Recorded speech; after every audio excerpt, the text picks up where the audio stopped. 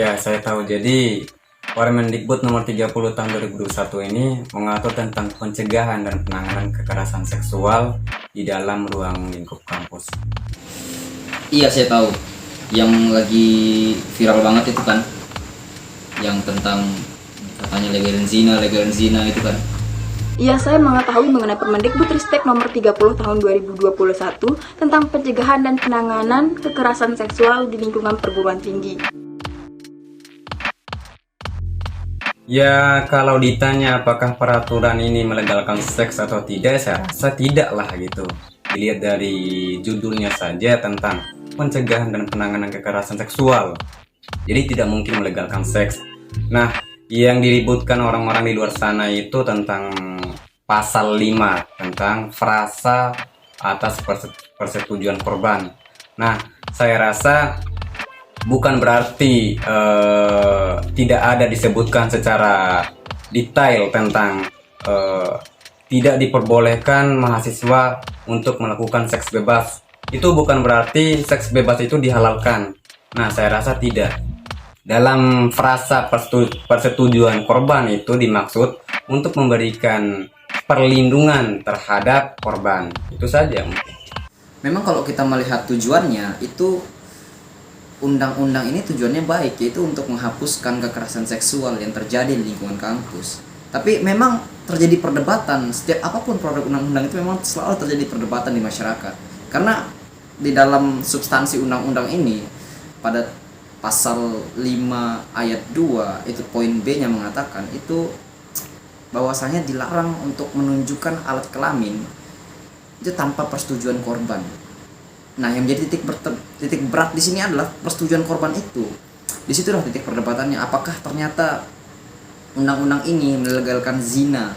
Karena kalau disetujui berarti boleh gitu kan. Kalau kita merujuk pada argumentum a contrario itu dalam hukum pidana, maka setiap orang mungkin punya pemikiran yang seperti itu. Ini berarti kalau memang disetujui oleh korban berarti boleh kayak gitu. Tapi yang menjadi titik beratnya sekarang adalah kalau kita mendukung produk hukum ini, Permendikbud nomor 30 tentang PPKS ini, maka yang jadi titiknya adalah bahwasanya peraturan ini itu tidak boleh masuk ke ranah privat itu.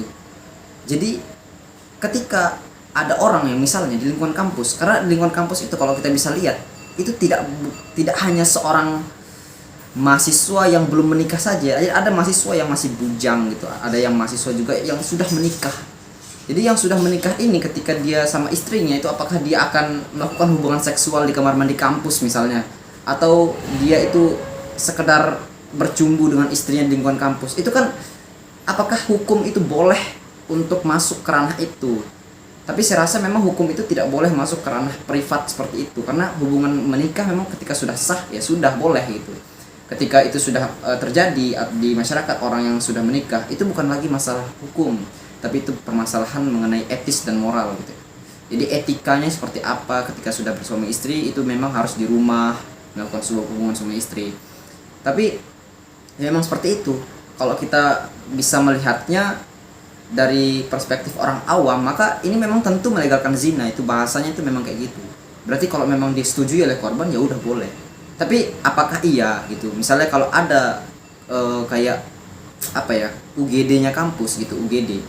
Itu apakah dia akan ketika orang sesak napas atau orang itu mengalami cedera-cedera yang di luar kendali mereka, misalnya kecelakaan atau bagaimana di lingkungan kampus itu, seorang mahasiswi atau seorang mahasiswa. Itu ketika seorang dokter yang di lingkungan kampus tersebut ingin memeriksa apakah dia harus persetujuan korban seperti itu kan tidak gitu. Maka hal-hal seperti itulah yang menjadi pertimbangan dalam undang-undang ini, mengapa dia harus dilegalkan, atau apakah dia memang zina ini dilegalkan dalam Permendikbud ini atau tidak, kayak begitu sebenarnya. Jika ditanya dari pendapat saya, memang di negara kita banyak sekali orang yang kritis terhadap kebijakan yang dibuat oleh pemerintah, terutama dalam hal Permendikbudristek nomor 30 tahun 2021 tentang pencegahan dan penanganan kekerasan seksual. Salah satunya yang menjadi kontroversi adalah pada pasal 5 ayat 2.2 B yang menyatakan bahwa tanpa persetujuan korban. Hal ini secara tidak langsung dianggap telah melegalkan seks. Akan tapi kita perlu melihat kembali apa fokus dari Permendikbudristek ini, yaitu tindakan kekerasan, yang mana tindakan kekerasan ini terjadi karena salah satu pihak memaksakan kehendaknya dan pihak lain yang dirugikan dan tidak mau untuk melakukan itu. Kekerasan seksual ini terjadi apabila adanya korban dan pelaku. Akan tapi jika dilakukan atas dasar suka sama suka atau atas dasar mau sama mau, lalu siapa yang menjadi korban dan siapa yang menjadi pelaku? Apakah itu termasuk ke dalam tindakan kekerasan?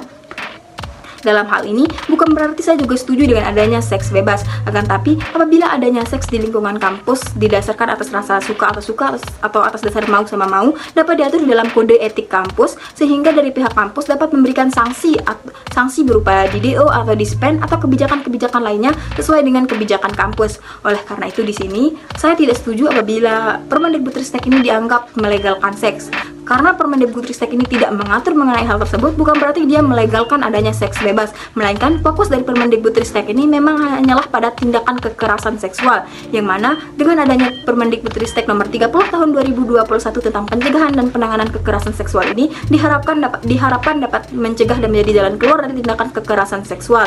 Jadi di sini berkaca kembali dari tujuan awal kenapa Permen ini disahkan, Permendikbud ini disahkan, yaitu karena untuk memberikan payung hukum atas terjadinya kasus kekerasan seksual di lingkungan kampus. Mungkin banyak sekali polemik yang terjadi saat ini di tengah masyarakat mengenai tentang hubungan seksual atas dasar kemauan atau konsen. Nah, di sini konsen yang dimaksudkan adalah konsen ketika seseorang itu tidak ingin melakukan hubungan seksual tersebut dengan pasangannya agar menghindari terjadinya kekerasan seksual lagi. Jadi mungkin konsen ini memiliki arti yang berbeda-beda di setiap masyarakat. Jadi kalau menurut saya, apakah ini melegalkan perzinahan?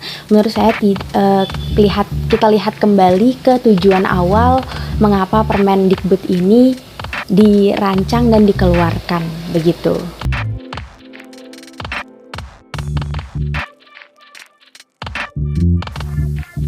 Urgensi kenapa permen ini lahir. Jadi urgensi kenapa permen ini lahir, kalau kita melihat dari belakangan ini maraknya terjadi kasus kekerasan seksual di lingkungan akademik kampus.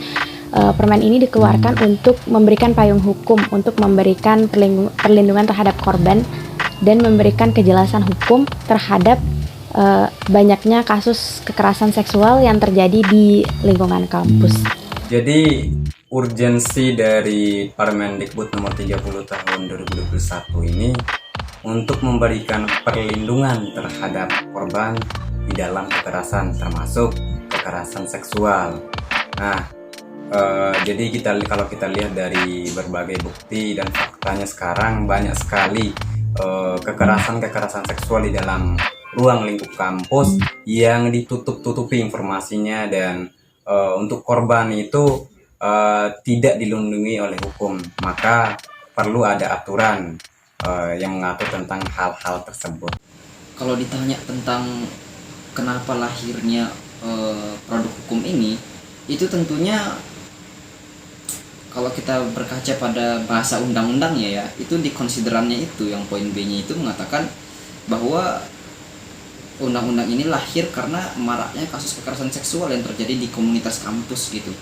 Jadinya itu memang selaras sih, makanya kalau kita pikir-pikir nih ya, memang urgent untuk diberlakukan sebuah produk hukum untuk melindungi lingkungan perguruan tinggi ini agar kekerasan seksual itu bisa dihentikan kayak gitu. Tapi ya memang urgennya kayak gitulah. Kenapa Permendikbudristek ini ditetapkan? Apa urgensinya?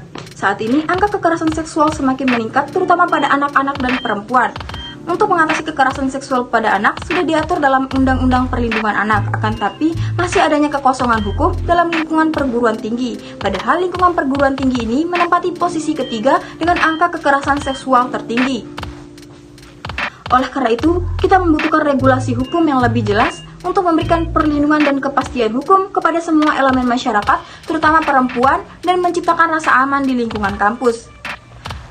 Pada masa perguruan tinggi ini, banyak mahasiswa dan mahasiswi akan menghabiskan waktunya lebih aktif lagi di lingkungan kampus untuk belajar maupun berorganisasi. Bahkan tak jarang seorang aktivis pun berasal dari perempuan, sehingga mereka banyak menghabiskan waktu di lingkungan kampus bahkan sampai malam hari. Oleh karena itu, hal ini berpotensi terjadinya tindakan kekerasan seksual di lingkungan kampus. Akan tapi, kita tidak boleh menyalahkan dari korban itu sendiri, misalnya menyalahkan pakaian korban, bahkan ada yang berpakaian tertutup tapi menjadi korban dari tindakan kekerasan seksual. Dan apabila kita menyatakan perempuan tidak boleh keluar rumah dengan alibi melindungi perempuan dari tindakan kekerasan seksual, tetapi adanya kasus tindakan kekerasan seksual yang terjadi di rumah korban itu sendiri. Oleh karena itu, untuk mengatasi masalah-masalah tersebut, kita tidak boleh membatasi ruang gerak dan ekspresi bagi para perempuan. Kita membutuhkan regulasi hukum yang mengatur dan memberikan kepastian hukum melalui Permendikbudristek nomor 30 tahun 2021 tentang penanganan dan pencegahan kekerasan seksual di lingkungan perguruan tinggi. Hal ini dapat memberikan kepastian hukum dan perlindungan hukum kepada perempuan dan semua orang yang berada di lingkungan kampus.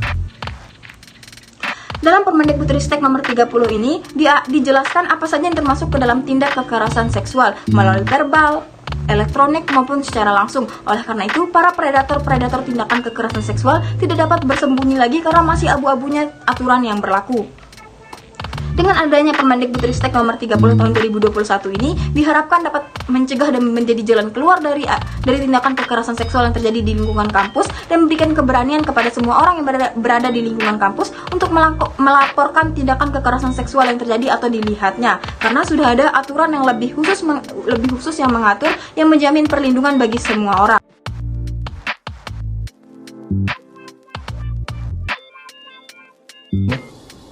Kalau saya permen ini menjadi penting.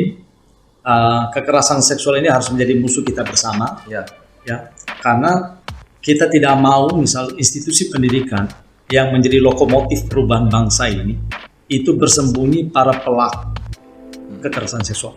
Jadi siapapun pelakunya, kita tindak dengan tegas, kita keluarkan mereka dari kampus sehingga kampus itu bersih dari kekerasan seksual.